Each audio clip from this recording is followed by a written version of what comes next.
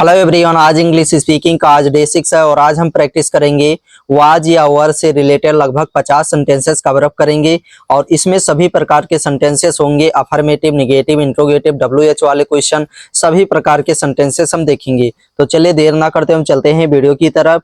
Was या वर जिसका अर्थ होता है था, थी, थे, लगभग 50 सेंटेंसेस हम कवर अप करेंगे। तो सबसे पहले हम समझ लेते हैं कि वाज का प्रयोग किसके साथ करेंगे और वर का प्रयोग किसके साथ करेंगे।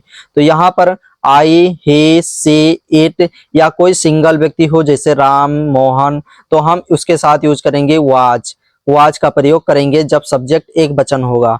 और हम वर का प्रयोग करेंगे जब सब्जेक्ट प्लूरल होगा, जैसे बी, यू, दे या एक से ज्यादा लोग जैसे बॉयज हो गया, स्टूडेंट्स हो गए, तो इसके साथ हम यूज करेंगे वर का प्रयोग। चलिए अब हम सेंटेंसेस देख लेते हैं। सबसे पहले हम देखेंगे अफर्मेटिव सेंटेंसेस। अफर्मेटिव सेंटेंसेस यानी कि सकारात्मक वाक्य। इसमें ना तो प्रश्नवाचक शब्द रहेगा ना नकारात्मक शब्द रहेगा, मतलब ना तो क्वेश्चन वाले वर्ड रहेंगे ना तो नहीं यानी कि नकारात्मक वर्ड रहेंगे। स्ट्रक्चर रहेगा, सब्जेक्ट सबसे पहले लगाएंगे, उसके बाद वाज या वर का प्रयोग करेंगे, फिर ऑब्जेक्ट लगाएंगे। जैसे यहाँ पर सब्जेक्ट है मैं की इंग्लिश हमने लिख दिया सबसे पहले आई, उसके बाद वाज या वर में से लगाएंगे। तो हमने अभी आपको बताया कि आई के साथ हम हमेशा वाज का प्रयोग करेंगे, जैसा कि यहाँ पर हमने किया आई वाज। अब उसके बाद लगाएंगे ऑब्जेक्ट, तो यहाँ पर ऑब्जेक्ट है घर पर, तो एट होम लिख देंगे। क्या लिख देंगे? At home. तो इसका बनेगा फाइनली वाक्य मैं घर पर था, तो इसका बनेगा I was at home, I was at home. Next वाक्य है वह स्कूल में था, तो सब्जेक्ट है वह की इंग्लिश ही, उसके साथ हम लगाएंगे वाज और फिर स्कूल में था तो एट स्कूल, तो ही वाज एट स्कूल, वह स्कूल में था। चलिए नेक्स्ट वाक्य देख लेते हैं। नेक्स्ट है वह खुश थी, she was happy, she was happy, यह आसान था, it was easy, it was easy, Ram वहां था, Ram was there, Ram was there. Next है हम मैदान में थे, तो we were in the field, we were in the field, तुम व्यस्त थे, you were busy, you were busy. चले नेक्स्ट वाक्य देख लेते हैं। नेक्स्ट है वह बाजार में थे, तो they were in the market, they were in the market, बच्चे कक्षा में थे, तो the children were in the classroom, the children were in the classroom. Next है मेरे दोस्त मेरे साथ थे, my friends were with me, my friends were with me, मेरे दोस्त मेरे साथ थे। अब हम देख लेते हैं निगेटिव सेंटेंसेस यानी कि नकारात्मक वाक्य। जिस वाक्य में नहीं शब्द आता है उसे हम बोलते हैं निगेटिव सेंटेंसेस। स्ट्रक्चर रहेगा इसके लिए, सब्जेक्ट सबसे पहले रहेगा, उसके बाद वाज या वर लगाएंगे और फिर लगाएंगे वाज या वर के बाद नॉट, उसके बाद लगाएंगे ऑब्जेक्ट। चलिए बना लेते हैं। वाक्य है मैं घर पर नहीं था, तो इसमें सब्जेक्ट है मैं की इंग्लिश सबसे पहले लिखेंगे आई, उसके बाद आई के साथ हमने अभी आपको बताया कि वाज का प्रयोग करते हैं, तो आई वाज। अब वाज या वर के बाद हम नॉट लगा देंगे, तो यहाँ पर हमने नॉट लगा दिया, आई वाज नॉट।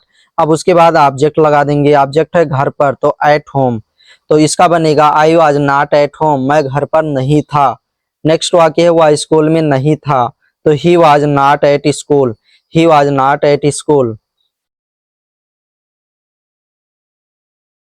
नेक्स्ट है वह खुश नहीं थी, तो she was not happy, she was not happy, यह आसान नहीं था, तो it was not easy, it was not easy, Ram वहां नहीं था, Ram was not there, Ram was not there, Ram वहां नहीं था। अगला वाक्य है तुम व्यस्त नहीं थे, you were not busy, you were not busy, तुम व्यस्त नहीं थे।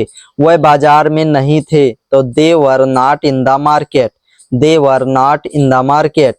अब हम देख लेते हैं इंट्रोगेटिव सेंटेंसेस यानी कि प्रश्नवाचक वाक्य। स्ट्रक्चर रहेगा वाज या वर सबसे पहले, उसके बाद सब्जेक्ट, उसके बाद ऑब्जेक्ट, फिर क्वेश्चन मार्क।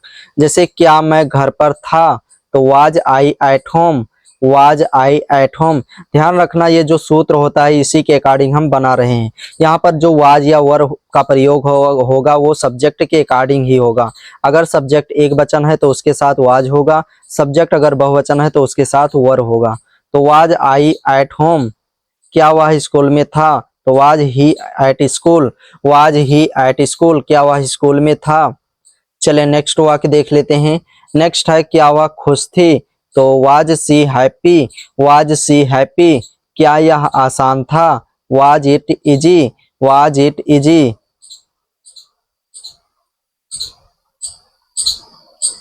नेक्स्ट वाक्य है क्या हम मैदान में थे?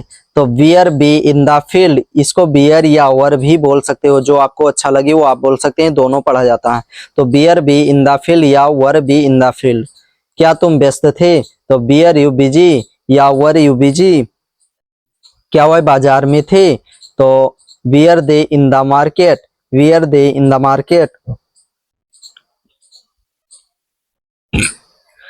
क्या बच्चे कक्षा में थे? तो were the children in the classroom, were the children in the classroom. क्या मेरे दोस्त मेरे साथ थे?